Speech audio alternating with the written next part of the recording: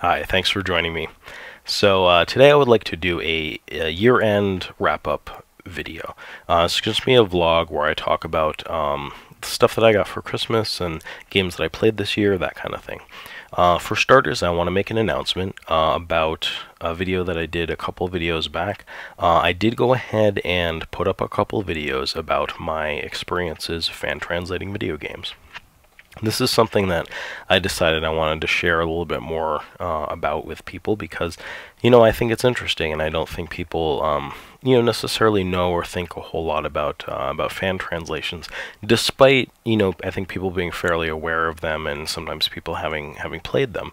So you guys can check that out on my other channel. I'll have a link to that in the description if you haven't already watched that. I'd recommend you give those a shot, see if it's something you like. Next up, I'm going to talk about some of the stuff that I got for Christmas. I'm really lucky to have, generous friends and family that, I think just always get into the spirit of Christmas. I enjoy giving stuff, and they enjoy giving things to me. So we always have a lot of fun with it. And I mean, it feels a little silly. I'm almost a 40-year-old man here in a little over a year, but my folks every year they ask me, oh, what do you want? And so I did tell them a couple kind of geeky things here that I was interested in that they were good sports about and got for me. One of those was Steins Gate on the PlayStation Vita. This is a game that I'm looking forward to playing very much. You guys know that I'm a big fan of the anime. I think it's one of the best sort of science fiction time travel stories that I've experienced in years, maybe decades.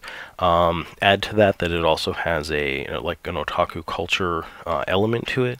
It's something that's really up my alley, and I did get the PC version. I just didn't play very much of it. I did watch some videos on YouTube of some people doing a playthrough and things like that, but with it on the Vita here, I think that I will, definitely take the time to sit down and play it. I think it'll be a little more convenient, and I'm really looking forward to playing through the actual game for that. Additionally, my folks got me an anime called Love Lab. This is something that I saw this year, and it was just so much fun. It has one of those characters, kind of like from Shugo Kara or Chara, the character who's kind of thought of as a rebel and sort of this wild girl, but you kind of hear her inner monologue, and she's really, fairly insecure and kind of a normal girl, but she ends up getting roped into giving love advice to another character despite really having no experience with relationships herself. So it's a lot of fun. It's a show I really liked, so I'm looking forward to seeing some more, rewatching that one again here soon. I also got some money for the holidays, and I went to GameStop and picked up a few games with that.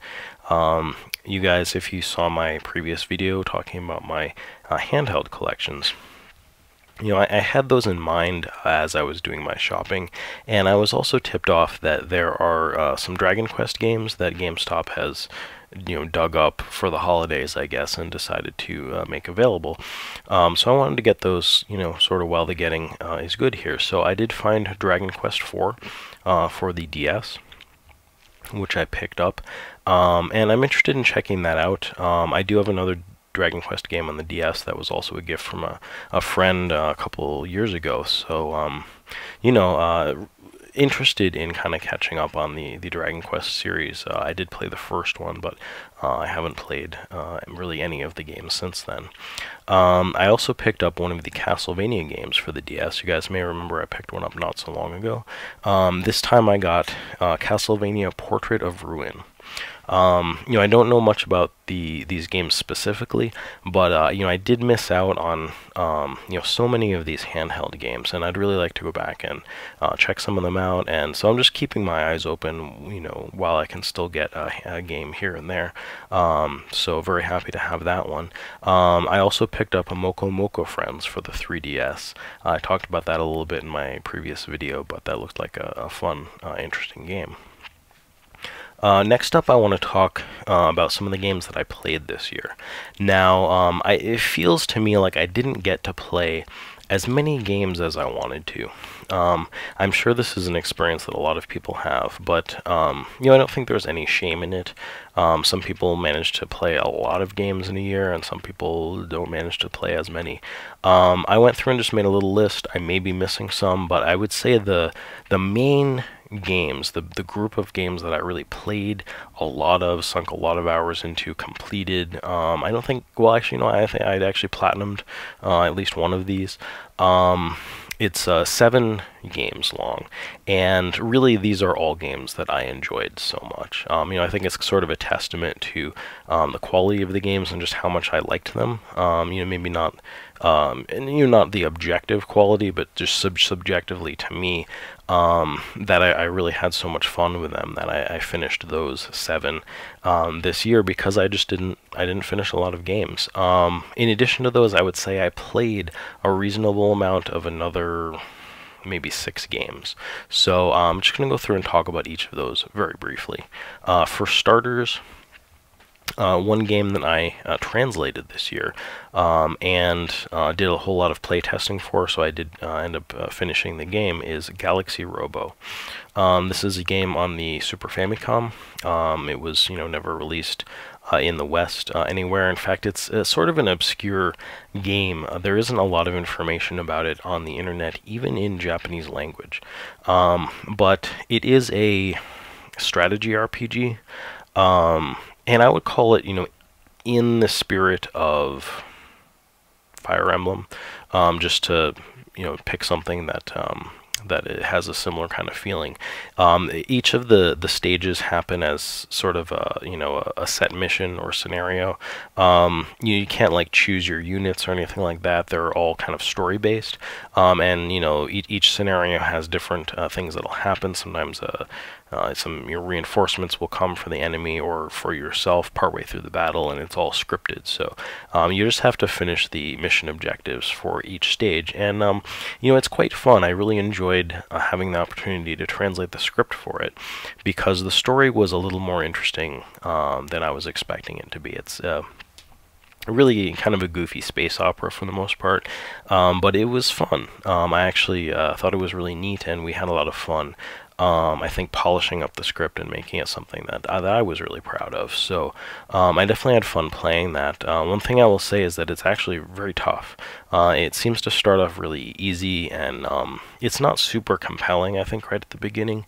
But as you play through it, it gets more and more difficult, I would say. And really, I think the level of challenge, which, you know, is not entirely consistent, but it's something that keeps you wanting to play and keeps you engaged in the game. The ending in particular I found to be very challenging, so it was quite an interesting game that I did finish this year. Next up is Onei-chanbara Z2 Chaos. I've talked about this a little bit before, so I'm not going to go on about it at length, but suffice to say it's an action game. The whole, you know, action battle system is really good. It's so far vastly improved, I would say, from the previous games that we've gotten here, that it's like night and day. You know, it's very schlocky, sort of like B-movie horror with these kind of, you know, scantily clad beautiful girls and stuff like that. So you know, it has that sort of like B-movie appeal to it, I think, in that respect. And you know, there's basically just like a lot of like TNA and blood, and it's one of those kind of games. But I think it's a lot of fun. It doesn't take itself too seriously, and it's just like a really solid action gameplay. Like I love it. It's fast. It's you know, you have weapon upgrading and swapping out of characters and different special abilities, and it's just a whole lot of fun. So I really enjoyed that game a lot. Next up, we have Natural Doctrine. Again, I've probably talked about all of these games this year, like I said, because I haven't played a ton. But you know, suffice to say, Natural Doctrine is excellent. It's a strategy game. It plays pretty much it plays like a consoleized version of a tabletop miniatures strategy game. So something along the lines of you know, Warhammer, or I don't know, Mage Knight, or I'm just thinking of like games that I've played before, like that. It really reminds me of that. You know, you really need to think, you really need to strategize, you know, come up with different tactics depending on the board and the situation. Honestly, it reminds me of Galaxy Robo a little bit in terms of its just general structure. But the gameplay isn't like typical Fire Emblem sort of stuff, so there is a little bit of a learning curve to it. It put some people off, and some people like really put them off. And really, I just think didn't give the game a proper chance, and didn't really think through the cues that the game was giving you and really try to figure it out. If you do that and you really wrap your head around the gameplay mechanics, it's a absolutely compelling, addictive, rewarding experience that I treasured this year. I think it was very excellent. Next up, something I just played recently, Neptunia Rebirth on the PlayStation Vita. This is a remake of the first game that came out on the PlayStation 3 originally. Again, I'm not going to talk about it at length, but you know, suffice to say, I never played the first one, and the game mechanics were rough, I would say, in the first game. So this takes the gameplay mechanics sort of that have been streamlined in the other games and retrofits them into the first game. I've said before, you know, the game just has loads of charm and excellent characters, and it's just a lot of humor. It's just a lot of fun, and I really love any of the Neptunia games. So very, very enjoyable game that I played this year. One criticism, or maybe even a couple that I have, is the difficulty felt maybe a little unbalanced in the game. And maybe some of that has to do with the fact that you can like raise and lower the difficulty of the enemies, depending. It's fairly easy to unlock. So I played through the game like lowering the difficulty of the enemies, which I thought would kind of enhance the experience, just make it a little bit easier for me. But I found like it felt weird. Like the characters, the enemies weren't doing much damage to me, but they were also like kind of damaged sponges themselves, so it was sort of a weird aspect to the battles that way.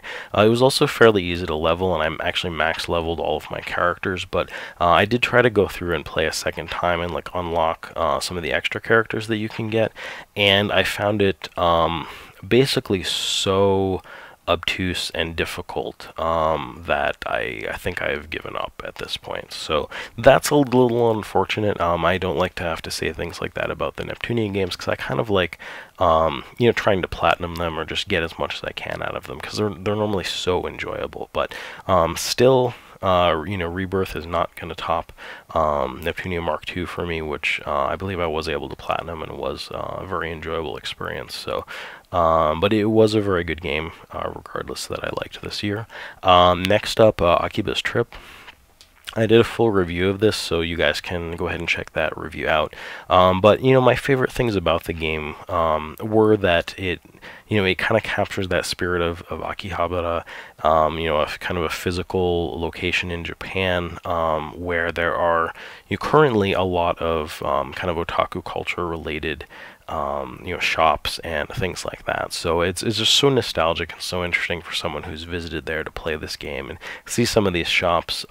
Even though they're not fleshed out, you can't like go into them or you know, anything like that too much, but just to kind of walk down the streets and see familiar sights and sort of have this whole story set in this familiar setting, and it is this goofy kind of the tropey comedy fan servicey kind of thing that I think was just a lot of fun. I really enjoyed it. If you guys want to hear more about it, please check out my full review. I also did a review of this game, Caladrius Blaze, a very fun vertical shoot 'em up. I've been exploring shoot 'em ups, I think, more in the past several years. I found some that I really enjoy, and Caladrius Blaze is right up there for me. I had a lot of fun with it. It's just I would say just a really solid shoot 'em up game if you like those. It does have a like clothing destruction mechanic and some kind of cool character designs from a fairly well-known character designer. I believe he did the designs for Do Da Da Da, which is not an anime that I like. I watched an episode or two of it, but a lot of people do. And I think he worked on one of the like Shin Megami Tensei games, one of like kind of the side games, I think. But anyway, suffice to say, a very cool game. I also did a review of that, so if you want to hear more, please check that out.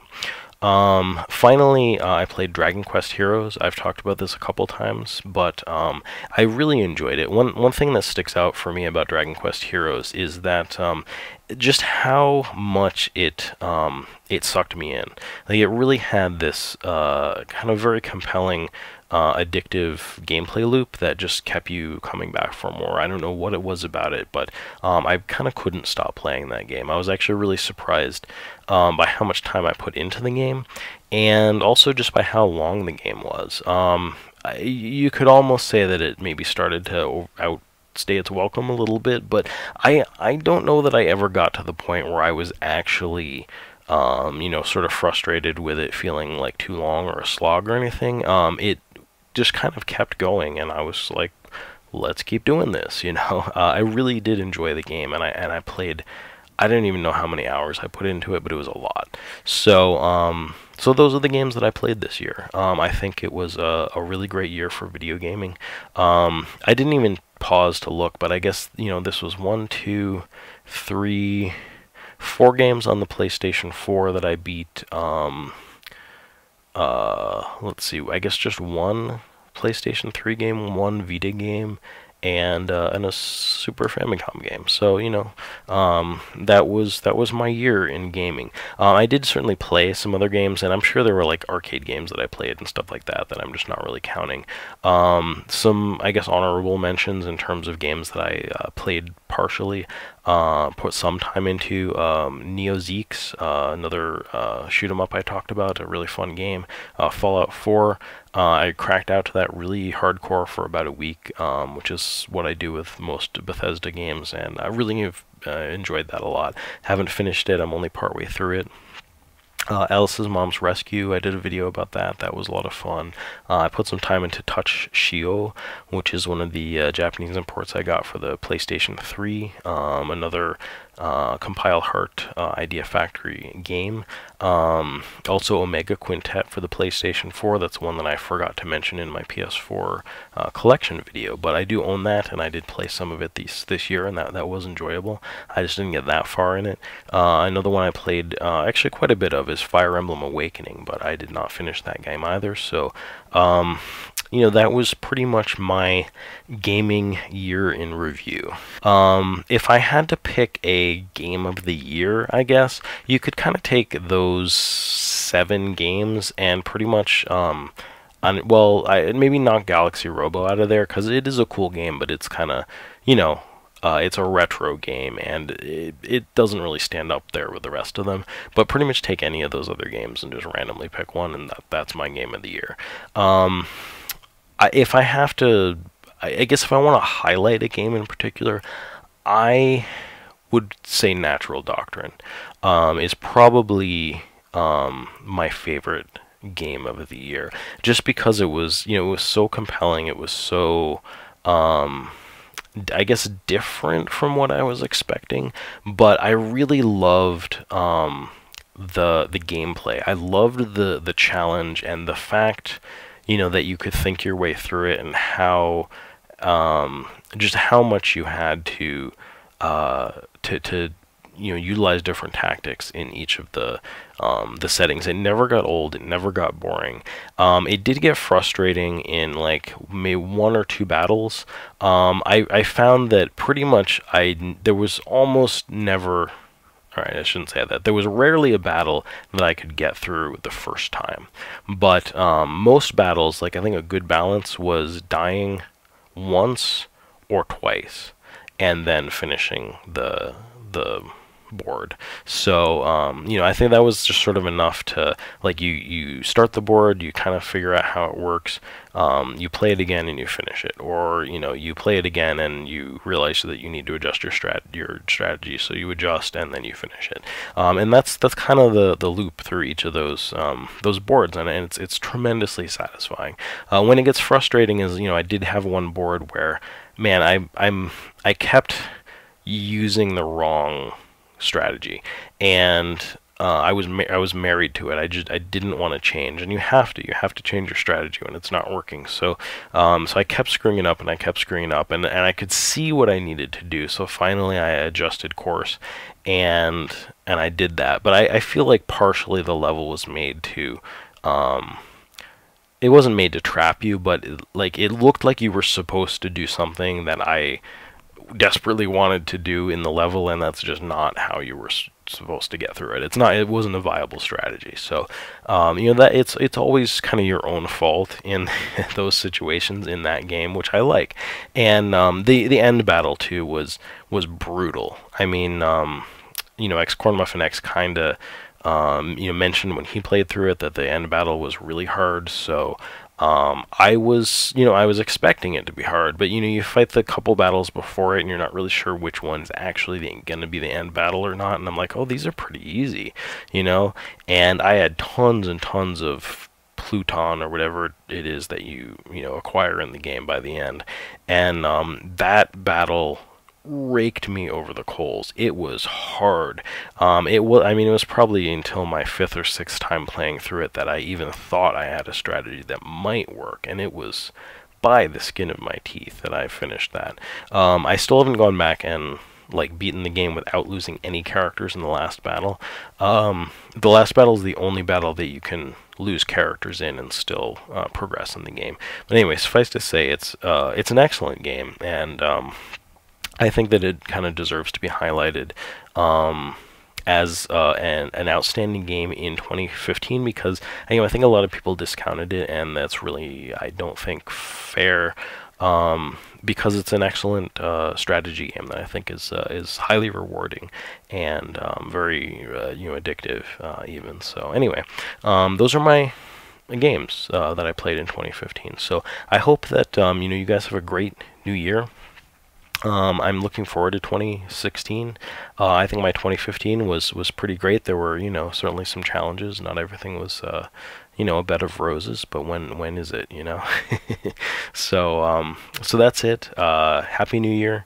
Merry Christmas, and looking forward to you joining me and me joining you here in the upcoming 2016 for a lot more fun YouTube videos and video game experiences here. So thank you for joining me, and I hope you'll join me again.